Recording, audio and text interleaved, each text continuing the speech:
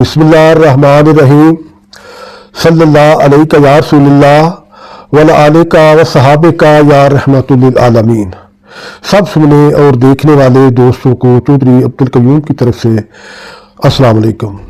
گزشتہ دنوں اسلام آباد ہائی کورٹ کی طرف سے مریم نواز نائب صدر مسلم لیگ نون اور ان کے خاوند کیپٹن صفدر کی ایون فیلڈ میں جو سزائیں ہیں انہیں کل عدم قرار دے کر انہیں بری کر دیا گیا ہے۔ یہ فیصلہ ان کی اپیلوں پر 4 سال بعد ہوا ہے۔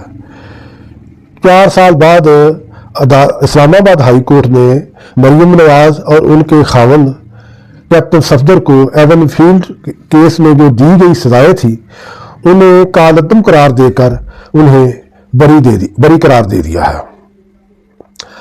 اب اس سے 2-3 دن پہلے سابق وفاقی وزیر خزانہ اسحاق ڈار جو 5 سال سے لندن میں مقیم تھے انہیں راتوں رات پاکستان لایا گیا۔ انہوں نے سینچر کا حلف اٹھایا اور وفاقی وزیر خزانہ کی ذمہ داریاں سنبھال لی۔ اب وفاقی وزیر خزانہ کے طور پر خدمات انجام دے رہے ہیں۔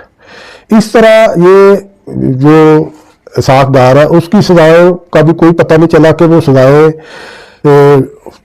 کہاں گئی، وہ فیصلے کہاں گئے، وہ ان کی سزاؤں کا کیا بنا، انہیں کس قانون اور آئین کے تحت واپس لایا گیا اور کس طریقے سے انہیں وفاقی وزیر بنا دیا گیا۔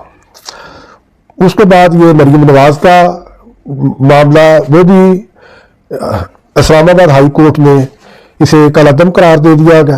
اس طرح یہ راتوں رات فیصلے جو عدالتی فیصلے ہیں وہ راتوں رات ختم ہو گئے۔ اب ان کی سزائیں بھی ختم ہو گئی تو غالب امکان یہ ہے کہ اب مریم نواز جلد ہی ملک سے باہر چلی جائیں گی لندن۔ انہیں نیب کی طرف سے جو ان کا پاسپورٹ تھا وہ بھی گزشتہ دنوں واپس دے دیا گیا ہے۔ تو اب سوال یہ پیدا ہوتا ہے کہ یہ جو سزائیں تھیں انہیں سزائیں دی گئی تھی یہ غلط تھی یا اب جو عدالت نے ان کی سزائیں کل عدم قرار دی گئی ہیں وہ غلط ہے، انہیں جو معافی دی گئی ہے وہ غلط ہے یا ان کے فیصلے غلط تھے؟ کہ اس بارے میں عوامی سماجی اور سیاسی حلقوں میں چار گوئیاں کی جا رہی ہیں۔ ملک کے اندر ملک کے باہر ہماری عدلیہ پر سوالات اٹھ رہے ہیں کہ ایک دفعہ تو انہیں سزائیں دی جاتی ہے کسی کو، خاص طور پر جو طاقتور حلقے ہیں حکمران لوگ ہیں انہیں سزائیں دی جاتی ہیں اور پھر راتوں رات ان سزاؤں کو معاف کر دیا جاتا ہے۔ تو یہ کیا ہے؟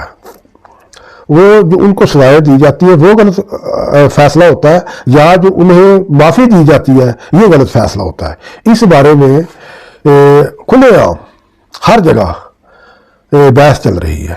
یہ عدلیہ کی جو ساکھ ہے اس پر بھی ایک سوالیہ نشان ہے کہ جسے چاہا جب چاہا مجرم بنا دیا، جسے چاہا جب چاہا ان کی سزائیں معاف کر دی۔ تو یہ جو صورتحال ہے یہ کم از کم ہمارے ملک کے لیے ایک بہت بڑا سوالیہ نشان ہے۔ یہ کوئی اچھی بات نہیں کہ آپ اپنے سیاسی مفادات کے لیے سزائیں دیں اور اپنی سیاسی مفادات کے لیے سزائیں معاف بھی کر دیں۔ اس میں کسی قانون کا، کسی آئین کی، کسی اصول کی، کسی اخلاق کی پاسداری نہیں کی جاتی۔ تو یہ کوئی ملک تو نہیں ہے نا، یہ کوئی قانون تو نہیں ہے۔ یہ کسی جنگل میں بھی اس طرح کا قانون نہیں ہوتا جس طرح ہمارے پاکستان میں قانون کی دھجیاں اڑائی جا رہی ہیں، اخلاق کو پسے پش ڈالا جا رہا ہے، کوئی اصول کوئی ضابطہ نہیں ہے۔ تو کیا اب یہ سوال یہ پیدا کہ یہ سب کچھ جو ہو رہا ہے یہ کس حد تک ملک کے حق میں ہے، کس حد تک ہماری عدالتوں کے حق میں ہے، کس حد تک ہماری سیاست کے حق میں ہے، یہ کیا ہماری جمہوریت کے حق میں ہے کہ طاقتور حلقوں کے لیے قانون ہو رہا ہے، ایک عام آدمی کو سزا ہوتی ہے وہ اس کی اپیل ہی نہیں 25-25 سال 30-30 سال سامنے آتی ہے عدالتوں میں، وہ نہیں لگتی، انہیں سنا نہیں جاتا، ان پر فیصلہ نہیں ہوتا۔ جو غریب آدمی ہے وہ فیصلہ عدالت سے فیصلہ لینے کے لیے عمریں گزار دیتے ہیں، وہ دنیا سے گزر جاتے ہیں لیکن ان کی عدالتوں میں فیصلہ نہیں ہوتا. یہ کیا ہے؟ کم از کم جو عدالت ہے، عدلیہ ہے، اس کو تو آزاد ہونا چاہیے کہ وہ حضرت علی رضی اللہ تعالیٰ عنہ کا قول ہے کہ ظلم کا معاشرہ تو چل سکتا ہے لیکن ناانصافی کا معاشرہ نہیں چل سکتا. تو یہ ہمارے ملک میں قانون کا جو مذاق اڑایا وہ آخری حدوں کو پہنچ رہا ہے. عدالتوں کو کلیئر کرنا چاہیے کہ یہ جو ہو رہا ہے یہ صحیح ہے، ان کے پہلے فیصلے صحیح تھے یا جو اب وہ کر رہے ہیں وہ صحیح ہیں، پہلے فیصلے غلط تھے یا اب جو فیصلے کر رہے ہیں غلط ہیں.